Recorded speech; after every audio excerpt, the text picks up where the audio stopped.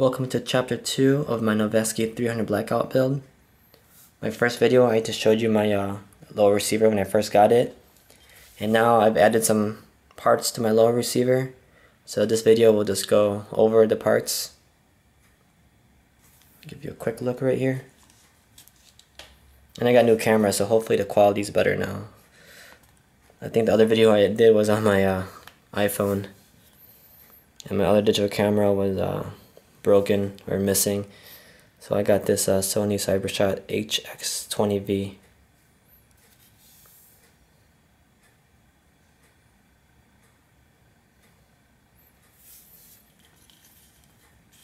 So if you can see from the video, I've added a lower parts kit. I went with a Spikes Tactical. I originally wanted a Daring Defense lower parts kit, but as you know, they recently stopped producing the lower parts kit. I'm not sure why, but it's kind of hard to find. I've looked at all the sites and vendors I usually shop for my accessories, but I could not find anything. So the next lower parts kit I already planned to get, if I couldn't find a Daring Defense one, was a Spikes Tactical. So I went ahead and got the Spikes Tactical lower parts kit, which so far I'm very happy with it.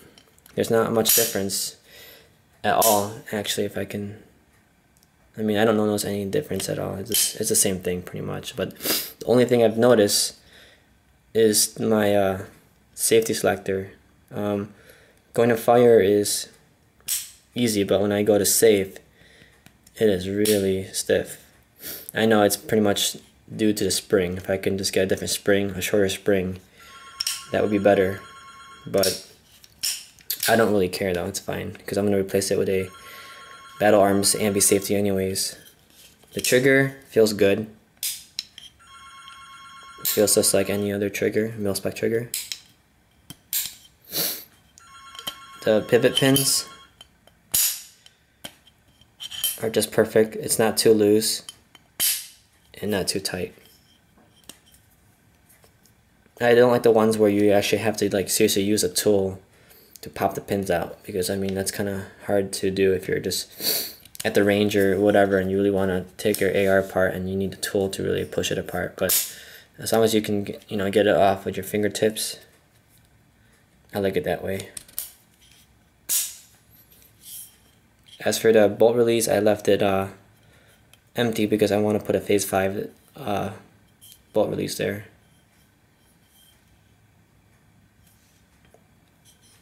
Going on in the back, I got the Magpul Miad grip, just like my other two ARs.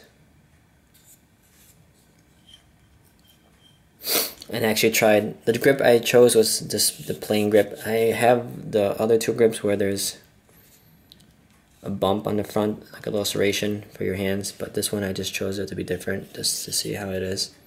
And it feels good so far, so I think I might just keep it like this. As for the buttstock, you've seen the video where I got the Magpul STR stock. Finally got it installed.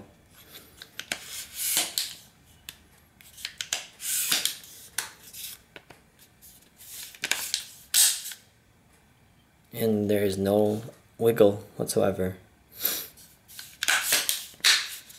I got the Spikes Tactical buffer kit.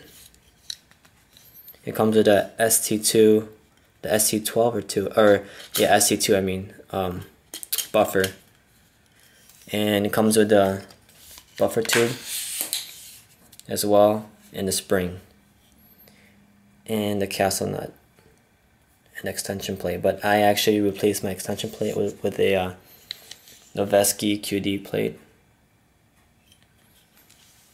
The buffer tube has 6 positions on it.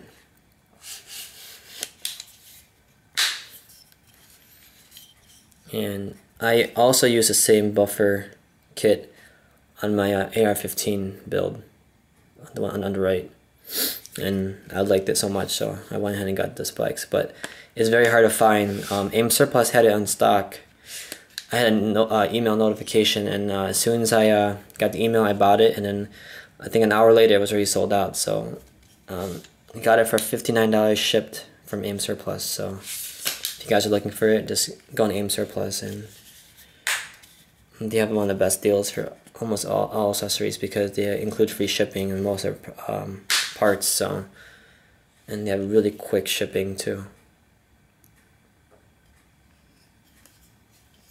So the next step for my Noveske 300 Blackout build would be the upper receiver, which will be a Veltor MUR upper.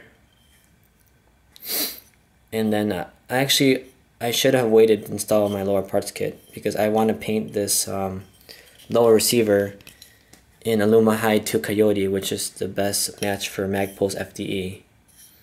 And with all these accessories on here, there's no point in painting it. So I actually have to remove and strip this down again and paint it. The only reason why I put this on is I wanted to see all my parts installed on my lower.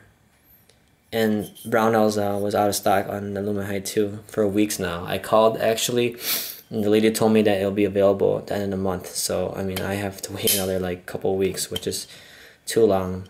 So I went ahead and installed the lower parts kit and the grip and the buttstock. But if you guys know where I can find Aluma 2 and Coyote besides Brownells, let me know. I've already searched everywhere else, and I guess Brownells is the only supplier of Aluma 2. So as for the rail system, I plan to go with the Rainier Arms C4 rail, the 12-inch rail,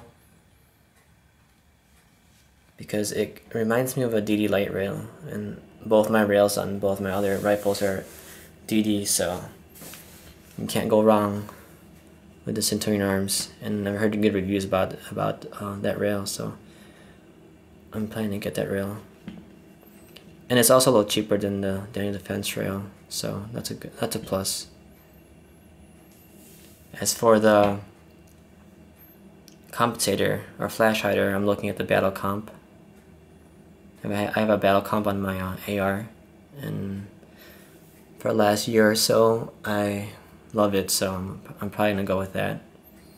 As for the vertical grip or handguard, I'm probably gonna go with a Tango down stubby grip, the QD one.